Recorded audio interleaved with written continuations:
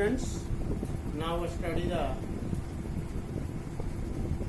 Triple covalent bonds. पिछले video में हम लोग कोवलेंट बॉन्ड का टाइप पे single covalent bond, double covalent bond और आज हम लोग ट्रिपल कोवलेंट बॉन्ड पर विचार करेंगे। ट्रिपल कोवलेंट बॉन्ड का फॉर्मेशन तब होती है जब टू एटम्स, चाहे वह सिमिलर हो या डिफरेंट हो, 3 पेयर इलेक्ट्रॉन्स का शेयरिंग होती है, तो उस समय बॉन्ड जो बनती है वह ट्रिपल कोवलेंट बॉन्ड होती है और उसको नोटेशन 3 स्मॉलेस्ट शॉर्ट लाइन के द्वारा नोटेट की जाती है। ऐसी स्थिति में ट्रिपल कोवलेंट बॉन्ड को ट्रिपल कोवलेंट बॉन्ड पर विचार करेंगे। सीधा बताई जा रही है कि ट्रिपल कोवलेंट बॉन्ड जो होगा उस बॉन्ड का फॉर्मेशन जब शेयर ऑफ 3 पेयर इलेक्ट्रॉन का होगा तो उस समय बॉन्ड जो बनेगा वह जनरली ट्रिपल कोवलेंट बॉन्ड बनेगा। इसमें लिखा जाएगा the covalent bond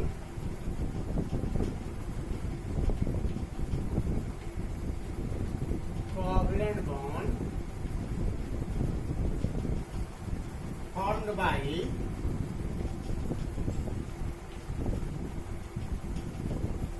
shared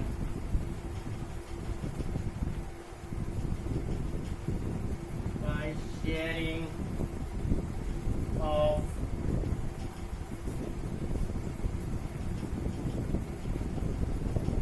3 pair. कितने पेयर? 1 पेयर हो रहा था तो सिंगल कोवलेंट, 2 पेयर का हो रहा था तो जनरली उसको हम बोले थे डबल कोवलेंट बॉन्ड। 1 पेयर का सिंगल कोवलेंट बॉन्ड, 2 पेयर का शेयरिंग में तो डबल कोवलेंट बॉन्ड। और अब हम लोग जो पेयर करने जा रहे हैं, शेयरिंग जो है वह शेयरिंग ऑफ 3 पेयर का इलेक्ट्रॉन जो होगा, 3 pairs of electrons between the 2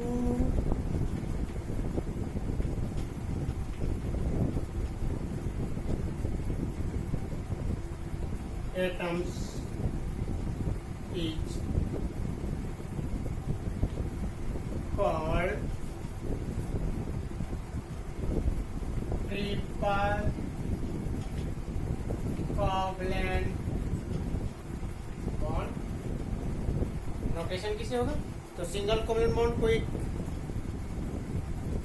smallest horizontal line से, डबल कोवलेंट बॉन्ड को 2, ट्रिपल बॉन्ड को 3। द ट्रिपल बॉन्ड ये ट्रिपल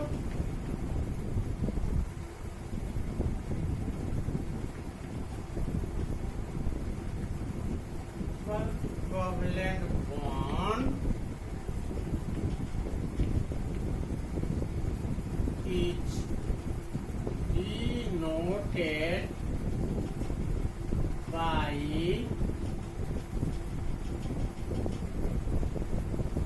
ट्रिपल डैश। उसमें डबल डैश था, इसमें नोटेशन बाय ट्रिपल डैश होगा। Triple dash. अब हम लोग एग्जाम्पल पर इस पे डालेंगे। एग्जाम्पल में सबसे पहला example formation of nitrogen molecule. हम लोग किसको फॉर्मेट कर रहे हैं? तो नाइट्रोजन का मॉलिक्यूल का, और नाइट्रोजन मॉलिक्यूल इसका डी फॉर्मूला में डाला गया तो हमारे पास होगा N2।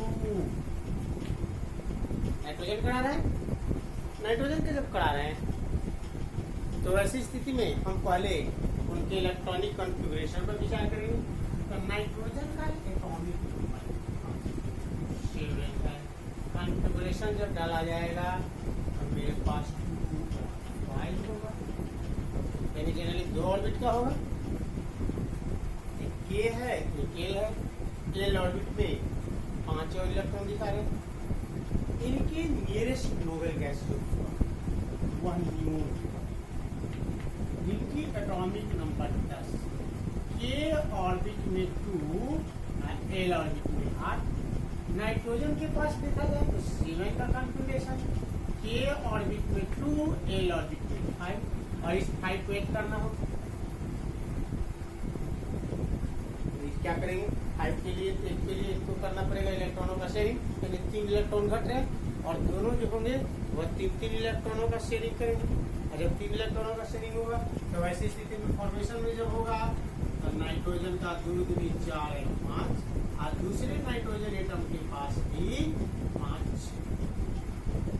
ये दोनों इलेक्ट्रॉनों का शेयरिंग करेंगे।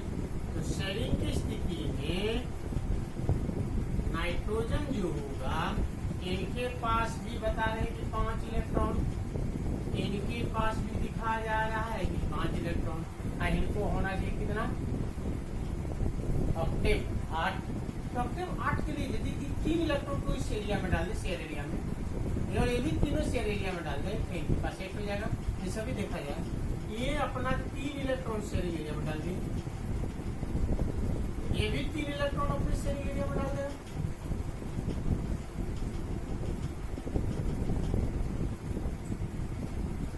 अब ऐसे विचार किया जाए, इस नाइट्रोजन के पास 8 इलेक्ट्रॉन, इसको नेगलेक्ट कर लिया जाए, शेयरिंग एरिया को हटा लिया जाए तो 8 इलेक्ट्रॉन। लेकिन यदि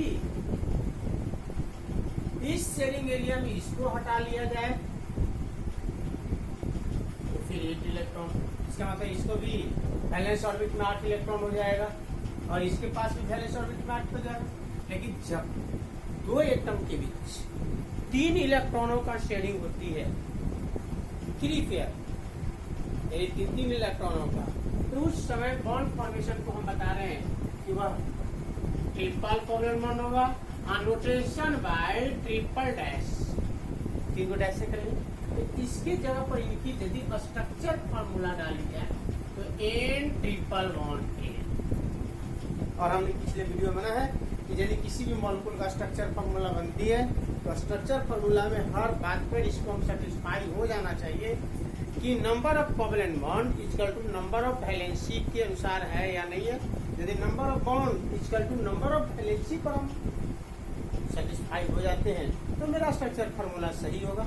ऐसी स्थिति में नाइट्रोजन के वैलेंस ऑर्बिट में 5 इलेक्ट्रॉन, इसका मतलब नॉन मेटल है, और इसकी वैलेंसी काउंट करने के लिए हमने क्लास 9 में हम लोग पढ़े थे। इनके वैलेंस इलेक्ट्रॉन को 8 में से हटा देना है और घटाने के बाद जो रिजल्ट आएगा वह उसका बनेगा वैलेंसी, यानी नाइट्रोजन का इस समय वैलेंसी 3, तो नंबर ऑफ कोवलेंट बॉन्ड भी क्या होगा? 3।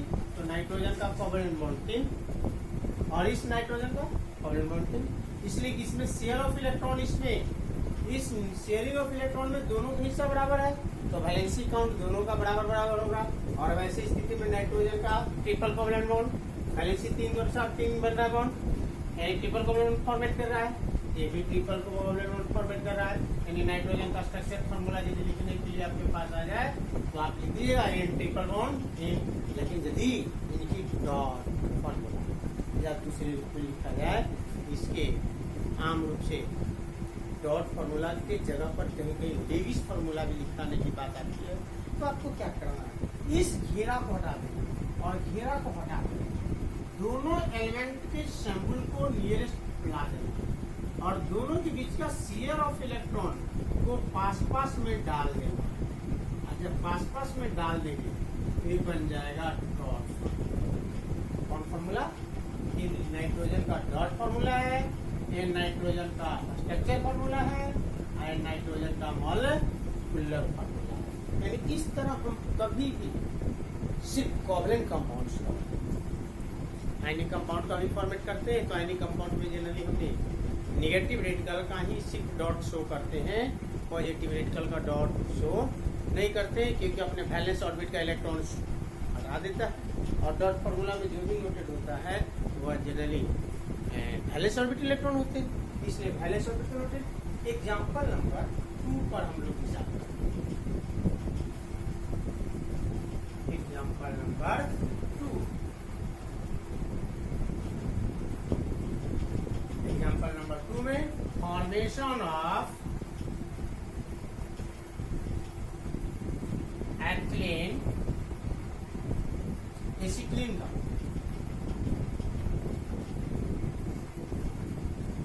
और एथाइन मॉलिक्यूल फॉर्मूला C2H2।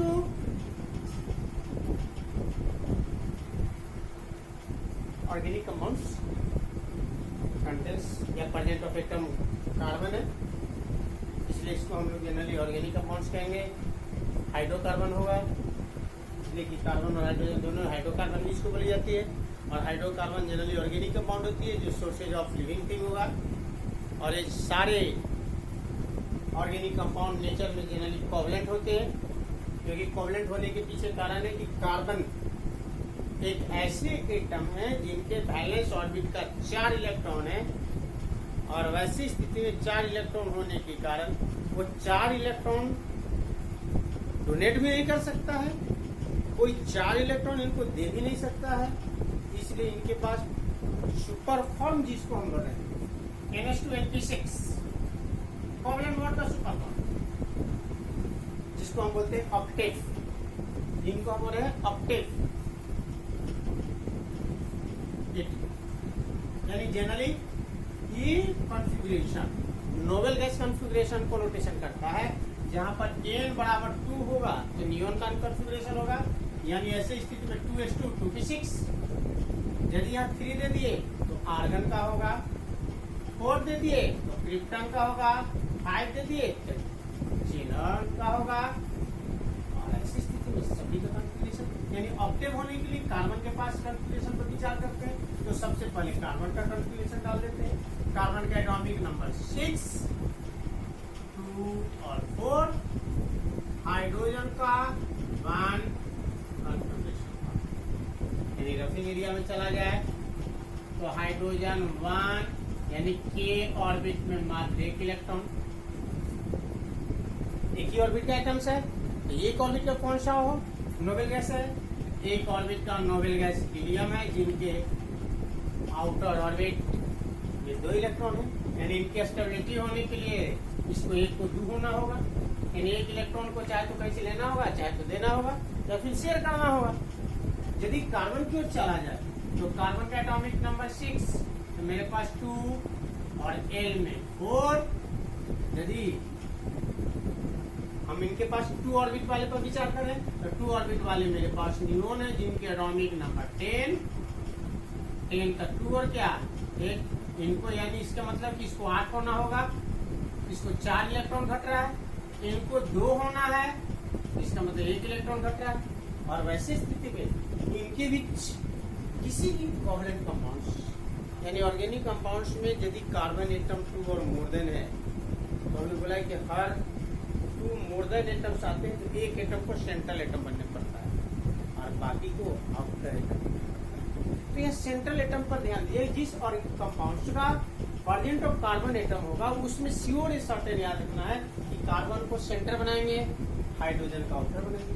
यानी ऐसी स्थिति में मॉलिक्यूल में 2 कार्बन हैं जिनके वैलेंस इलेक्ट्रॉन 4, मॉलिक्यूल्स में 2 हाइड्रोजन हैं जिनके वैलेंस इलेक्ट्रॉन में 1 है। और ऐसी स्थिति में जब बॉन्ड फॉर्मेट करें तो 2 कार्बन टू चैन फॉर्मेट करेगा और फिर हाइड्रोजन का चैन बनेगा,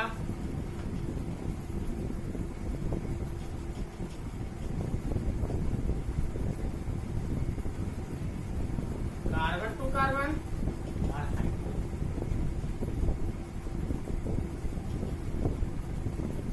ऐसी स्थिति में इस पर डिस्कस बाद में हम लोग करेंगे, आप लोग आगे चले तो मिलेगा कि किस मॉलिक्यूल का शेप कैसा होगा।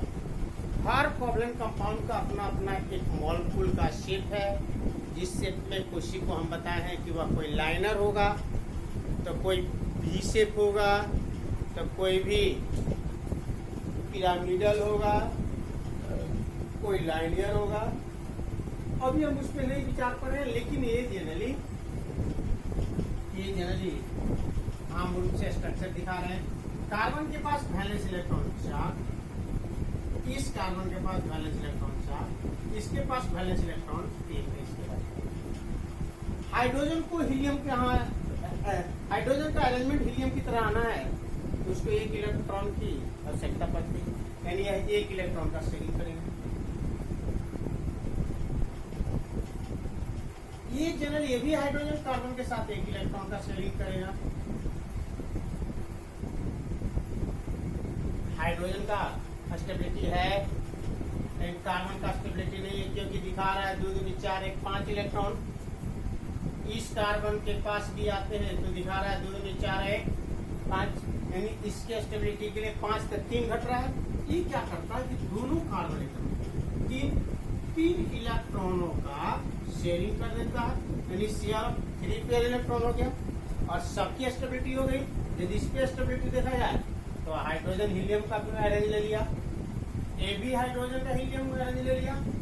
यदि इस कार्बन पर विचार किया जाए तो कार्बन भी आपका नियोन का अरेंज वैलेंस ऑर्बिट का 8 दिखा रहा है, ये 3 और 2 6 और 2 8 इधर भी दिखा रहा है, ये भी दिखा रहा है 3 2 6 और 2 8। ऐसी स्थिति में सबके ऑक्टेव हो गई। और ऐसी स्थिति यदि इनके स्ट्रक्चर फार्मूला डाली जाए तो सिंकेज और कार्बन के बीच 1 पेयर का इलेक्ट्रॉन का शेयर है, तो सिंगल कोवलेंट होगा। इस कार्बन के बीच 3 पेयर का इलेक्ट्रॉन है तो ट्रिपल कोवलेंट बॉन्ड होगा। और इस कार्बन से इस हाइड्रोजन के बीच एक का है तो जनरली ये सिंगल कोवलेंट बॉन्ड होगा। और ऐसी स्थिति में ये स्ट्रक्चर फार्मूला है, मॉलिक्यूलर फार्मूला है, या इसी को आगे चलेंगे तो हम लोग सिखाएंगे रेशनल फार्मूला। जब हम कार्बन एंड इट्स कंपाउंड पर डिस्कस करेंगे तो एक फार्मूला और डालेंगे हम लोग, रेशनल फार्मूला, जिसमें आपको मिलेंगे हम लोग ऐसे तो एक इम्प्रेशियल, लेकिन इम्प्रेशियल का हम यूज नहीं करते। हम आम रूप से जो यूज करते हैं वह जनरली मॉलिक्यूलर फार्मूला का, या फिर ऑर्गेनिक कंपाउंड्स में, या कोवलेंट में स्ट्रक्चर फार्मूला का।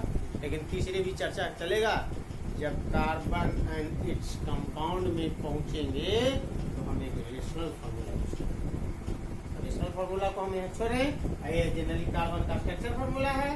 ये घेरा को हटा देंगे तो एस्टिलीन या एथाइन का जनरली डॉट फार्मूला बनेगा।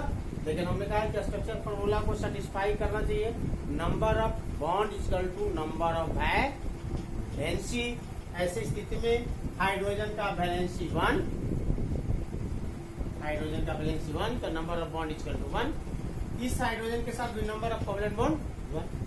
कार्बन का वैलेंसी 4, तो कार्बन का यदि वैलेंसी 4 है तो काउंटिंग ऑफ बॉन्ड काउंट कीजिए, 3 कोवलेंट बॉन्ड राइट साइड में, 1 कोवलेंट बॉन्ड लेफ्ट साइड में, यानी कुल कोवलेंट बॉन्डों की संख्या है 4। इस कार्बन पर विचार किया जाए, इस कार्बन पर नंबर ऑफ कोवलेंट बॉन्ड के अनुसार कार्बन का 4 गो, तो 3 गो कोवलेंट आयो क्या इधर, यानी 3 गो लेफ्ट में थे वो क्या राइट में, यानी कुल कोवलेंट बॉन्डों की संख्या 4। यानी इस कार्बन का भी 4, इस कार्बन की 4, हाइड्रोजन का 1, यानी number of bond equal to number of valency को सेटिस्फाई कर दे रहा है, इसलिए लिखा गया स्ट्रक्चर सही होगा।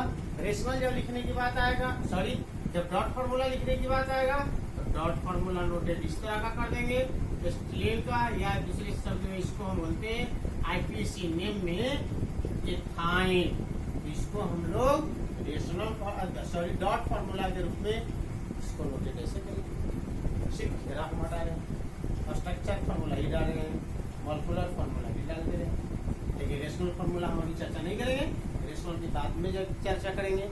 लेकिन अगले टॉपिक में हम अभी आपको बता देते हैं कि आम रूप से हम फिजिकल प्रॉपर्टीज ऑफ कोवलेंट्स कंपाउंड्स का देखेंगे। यदि जिस कंपाउंड्स का फॉर्मेशन कोवलेंट बॉन्ड से होती है इसको बोला जाता है कोवलेंट कंपाउंड्स। ऐसी स्थिति में हम अगला टॉपिक डिस्कस कर रहे हैं physical properties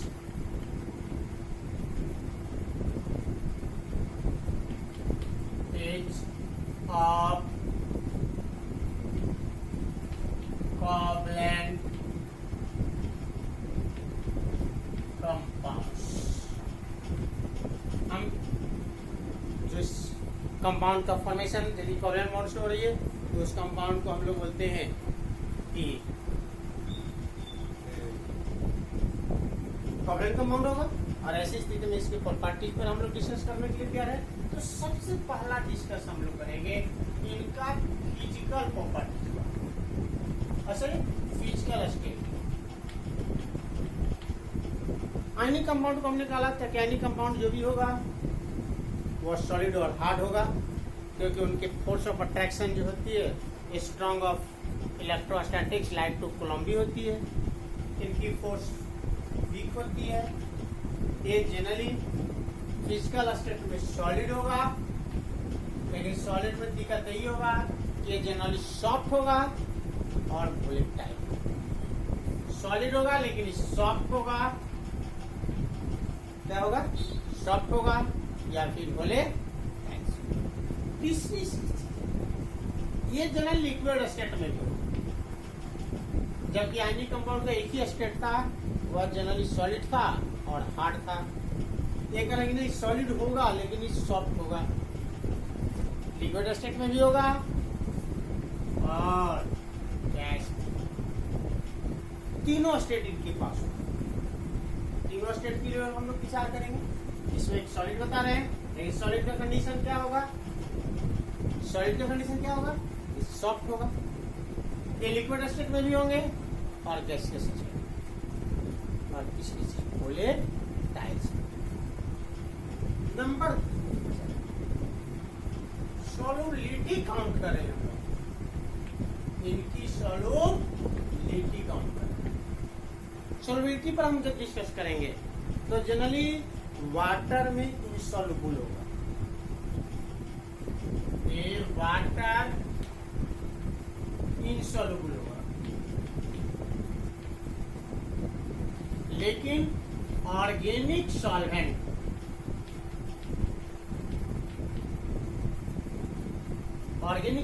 like to benzene होगा, इथर होगा और जनरली ये लोग में सॉल्युबल। ये ध्यान रखना। इसका सबसे सिंपल एग्जांपल है कैम्फर। वाटर में सॉल्युबल होगा। वैक्स ऑर्गेनिक कंपाउंड्स और वह कोवलेंट कंपाउंड्स है, आपके घर पर भी उपलब्ध है।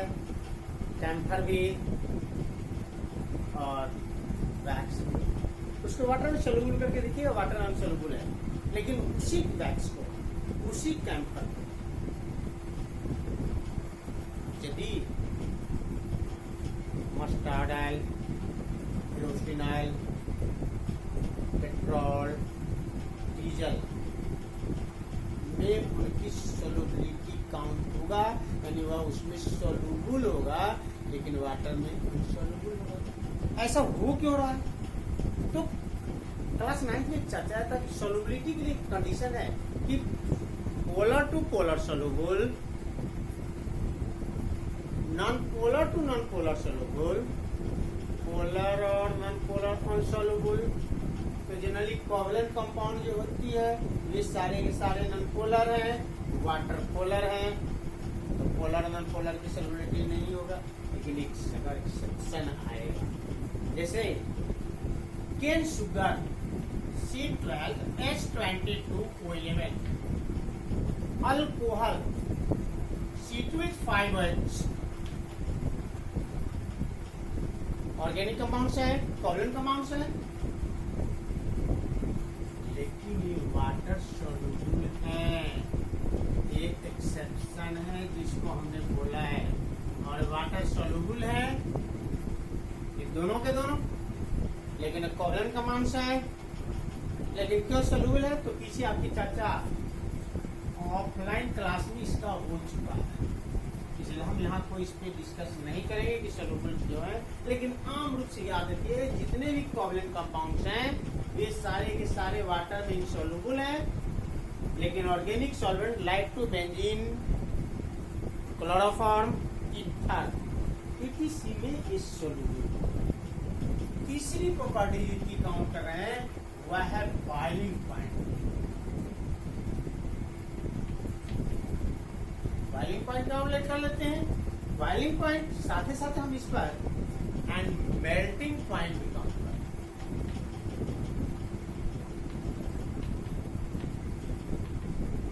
बॉइलिंग पॉइंट हमने पीछे बोला है कि कोवलेंट कंपाउंड जो होगा, कोवलेंट कंपाउंड जो होगा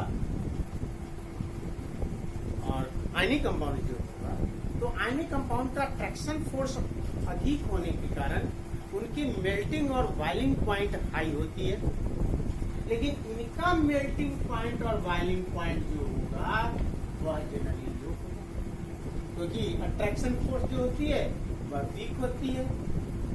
तीसरी प्रॉपर्टीज की जगह पर चौथा है कंडक्टेंस ऑफ इलेक्ट्रिसिटी।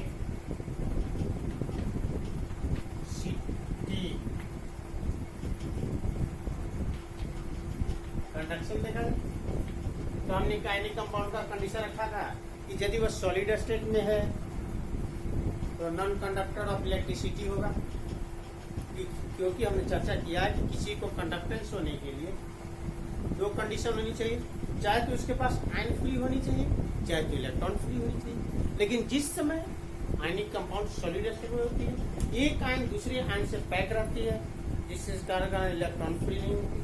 लेकिन जिस समय वह सोलूबल होती है, वाटर सोलूबल होती है, वह जनरली आयोनाइज हो जाती है और आयनों के रूप में क्लीवेज कर जाती है और आयन फ्री होती है।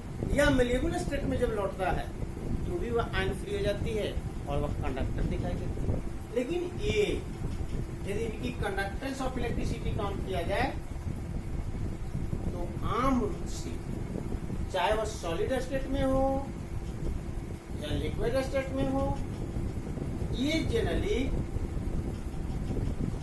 इंसुलेटर होगा। क्या होगा? इंसुलेटर होगा या बैक कंडक्टर। कंडक्टर तो होगा नहीं। ऐसी स्थिति में हम इनकी प्रॉपर्टीज पर देख रहे हैं। चौथी प्रॉपर्टी जो होगी, रिएक्टिविटी जब काउंट कीजिएगा तो इनकी रिएक्टिविटी जो होती है ऑर्गेनिक कंपाउंड सॉरी